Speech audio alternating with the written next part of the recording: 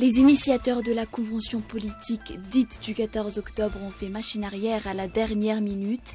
Des ministres HVM ont imaginé le scénario pour, semble-t-il, aider le président Razon Armapian à sortir de l'actuelle zone de turbulence créée par l'ampleur des problèmes sociopolitiques. Qu'attendre de cette convention nationale de l'éducation ? Les enseignants-chercheurs affirment qu'elle ne résoudra en rien le problème majeur de l'éducation nationale à Madagascar, la politisation. Aucun de nos responsables n'a voulu s'exprimer sur le sujet. Violents affrontements entre combattants kurdes et djihadistes de l'organisation de l'État islamique. Ces derniers ont été repoussés vers les faubourgs de Kobané pour les frappes israéliennes de la coalition. Une coalition militaire qui commence à porter ses fruits.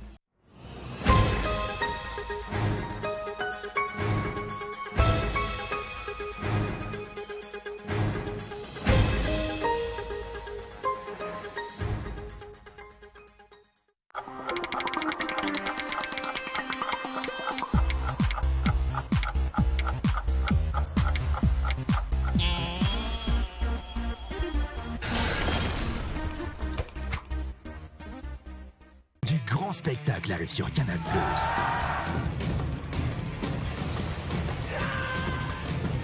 Ben voilà. De qui s'agit-il? Mais qu'est-ce qu'ils ont, Jerry? Qu'est-ce qui se passe? Demain, je m'y tiens, je prends ma journée. Oh non, mais parce que j'ai tout négligé. Les films et les séries qu'on aime sont sur Canal+. Le décodeur est à 40 000 arrières seulement pour tout paiement par prélèvement bancaire. Canal+.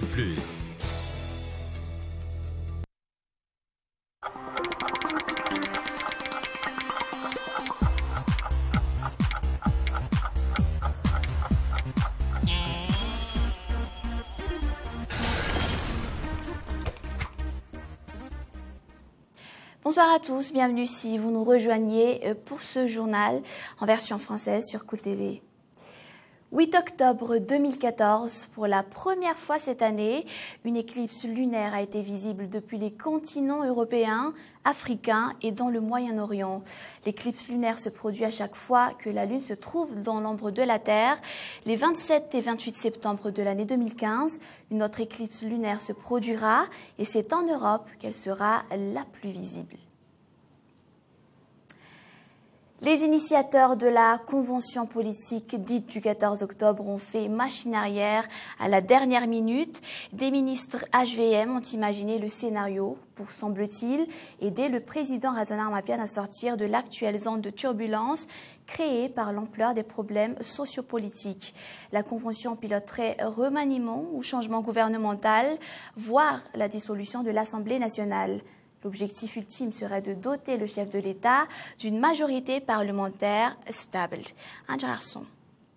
Henri Rabanzak, Givre Rakoutvau, Paul Rabage et quelques conseillers politiques, anciens candidats malheureux de la présidentielle, sont les initiateurs de la fameuse convention du 14 octobre selon des sources.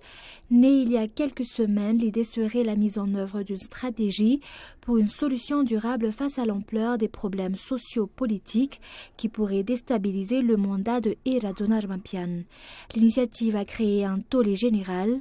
Partis, plateformes et hommes politiques ou membres de la société civile se sont vigoureusement élevés contre le projet du sérail proche du chef de l'État. Pierre Tranen, président du parti PFDM et fils de Philbert Tranen, premier président de la République malgache, a donné le ton. Une telle convention n'a aucune raison d'être ni aucune justification. Le peuple a déjà choisi à travers des élections les personnalités qui exerceront le pouvoir de souveraineté populaire. Cette convention dite du 14 octobre aurait été imaginée pour régler de nombreux problèmes qui minent la stabilité du pays.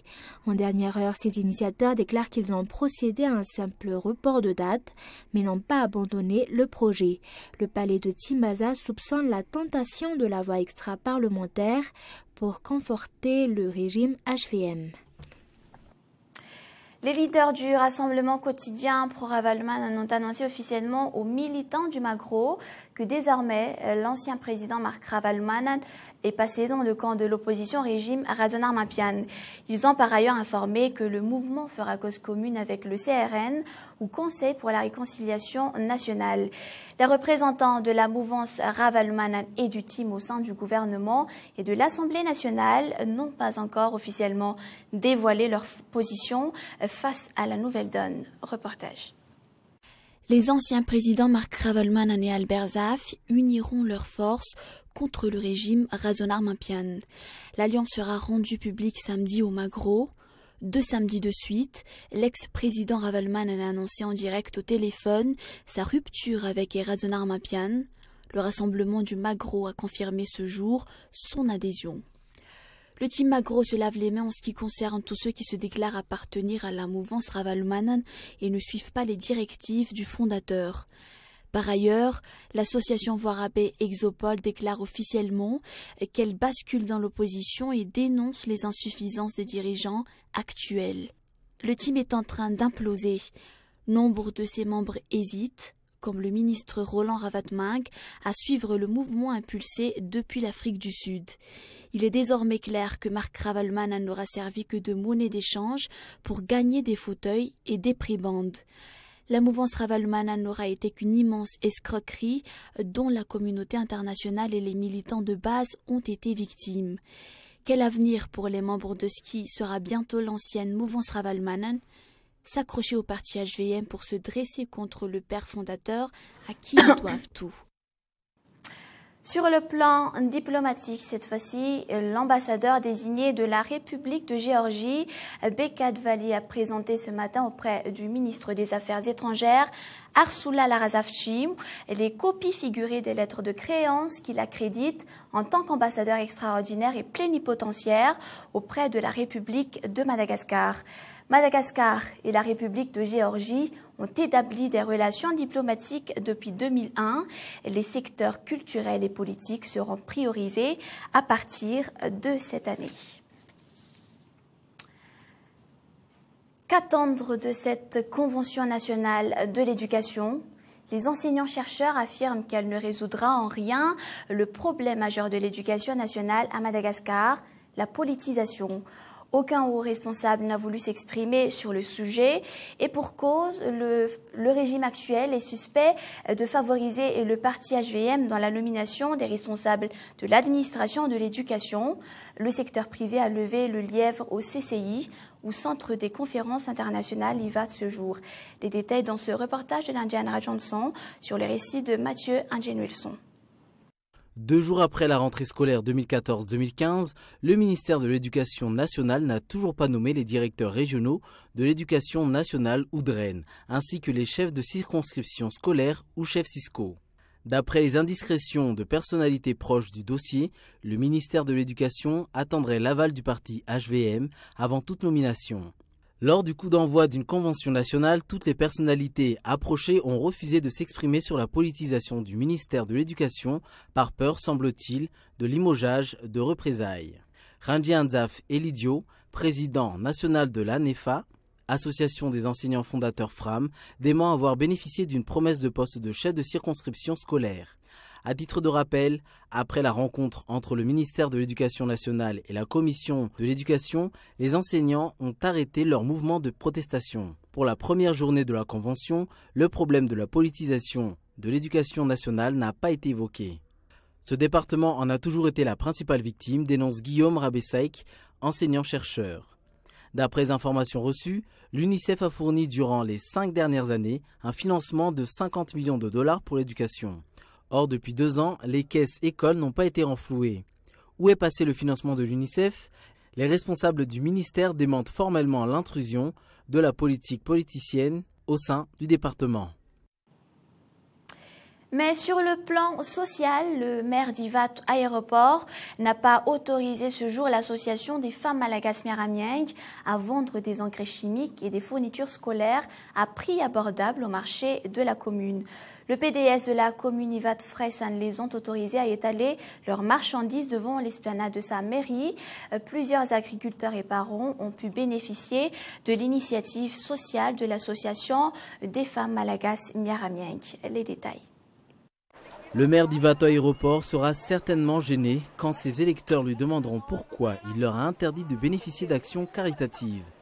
L'initiative d'expo-vente d'engrais et de fournitures scolaires à prix abordable était pourtant les bienvenues en pleine rentrée scolaire. Non loin du lieu interdit, le PDS de la commune d'Ivato, Freysen, a autorisé à l'association VMMM à étaler leurs marchandises. La population d'Ivato Freysen compte 3000 agriculteurs comme cette femme qui revient à ses tâches quotidiennes après avoir effectué ses courses. Le prix des produits agricoles sont trop bas pour leur assurer un niveau de vie décent. Un agriculteur gagne en moyenne 2000 arrières par jour. 80% des fournitures scolaires et des engrais proposés par les femmes malagasy Miramieng se sont envolés en un temps record. Il faut réapprendre la culture de l'entraide et ne pas attendre uniquement les associations caritatives. L'association explique qu'elle ne cherche qu'alléger les charges des ménages avec l'aide de partenaires de bonne volonté. Le marché d'Ivato Freysen est le 15e marché visité par les femmes malagasy Miramieng. Le budget des ministères défini dans la loi de finances rectificative 2014 est sorti à la fin du mois d'août. Depuis cette date, chaque ministère est donc astreint à l'obligation de résultat. Pour le ministère de l'Agriculture et du Développement rural, les travaux ont démarré par la construction de barrages et de canaux GR déversant leur eau vers la plaine d'Antananarivo. Néanmoins, les agriculteurs d'Ambuchmanzak craignent une forte diminution de leur récolte. C'est un reportage de Nyandra Djenarsou. Sur les 3100 milliards du budget prévu dans la loi de finances rectificative 2014, 10% devraient revenir à l'agriculture et à l'élevage ainsi qu'à la pêche, selon l'accord intervenu en 2013 entre les chefs d'État africains, dont celui de Madagascar. Jusqu'ici, cet accord n'a pas été respecté. Seuls 3% du budget sont destinés à ces trois ministères. Résultat, 100 millions d'arrières seulement pour la construction d'un barrage à Ambuchmanzak, 20 millions d'arrières pour les canaux GR. L'irrigation des rizières ont connu un retard considérable. Elle aurait dû être effective depuis le mois d'août dernier. Les agriculteurs craignent alors une chute considérable dans leur production de cette année, conjuguée avec la hausse du prix du riz au marché. Rakout Joseph Pruneau, directeur régional du développement rural, affirme que le problème d'irrigation d'eau sera bientôt résolu après les travaux de finition du barrage et des canaux au plus tard la semaine prochaine. Ces infrastructures n'ont jamais été des solutions durables pour les 2000 hectares des rizières d'Ambuchmanzak, d'Ankadmang, de Fiumbunen et d'Ambujapetu. Et nous passons aux actualités internationales. À Kobané, ville syrienne située près de la frontière turque, et les combats de rue font rage entre les djihadistes de l'organisation de l'État islamique et les combattants kurdes. À quelques centaines de mètres de là, plus de 2000 réfugiés kurdes s'entassent à la frontière turque sur un terrain parsemé de mines antipersonnelles. C'est un reportage de France 24. De la fumée qui s'élève au-dessus de Kobané, le résultat d'une nouvelle frappe aérienne contre les djihadistes qui assiègent la ville. Des bombardements efficaces qui auraient permis de les faire reculer selon des responsables kurdes sur place. La coalition menée par les États-Unis vise les positions de l'organisation de l'État islamique, ses stocks d'armes, ses blindés et son arsenal antimissiles. Mais si la bataille de Kobané est décisive, Washington voit plus loin. Notre objectif est d'empêcher l'État islamique de trouver un refuge d'où il puisse préparer des attaques en Irak et potentiellement contre des intérêts américains. Et donc, notre attention est concentrée sur une campagne en Syrie bien planifiée pour stopper l'État islamique, en particulier leurs structures de commandement et de contrôle. Si la ville tombait aux mains des djihadistes, les conséquences seraient terribles pour les habitants de Kobané. L'envoyé spécial des Nations Unies en Syrie appelle d'urgence à une réaction de la communauté internationale. Ils se sont défendus avec un grand courage, mais bientôt, ils ne pourront plus le faire. Ils se battent avec des armes légères, alors que l'État islamique a des chars et des mortiers. La communauté internationale doit les défendre.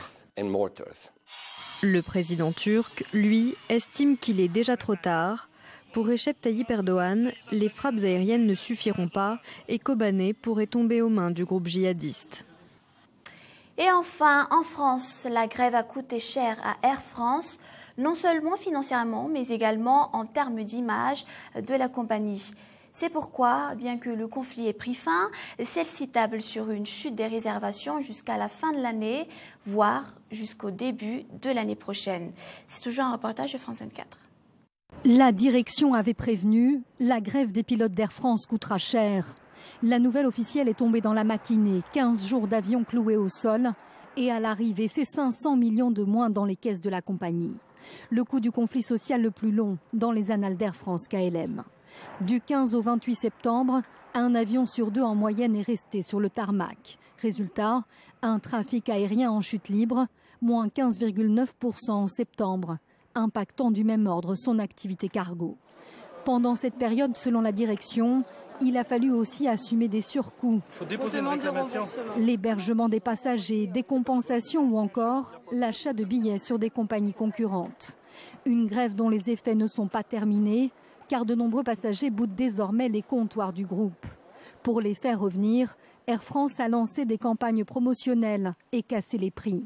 Un manque à gagner inclus dans les 500 millions d'euros. Désormais, impossible, reconnaît la compagnie, de ramener les comptes dans le vert en 2014.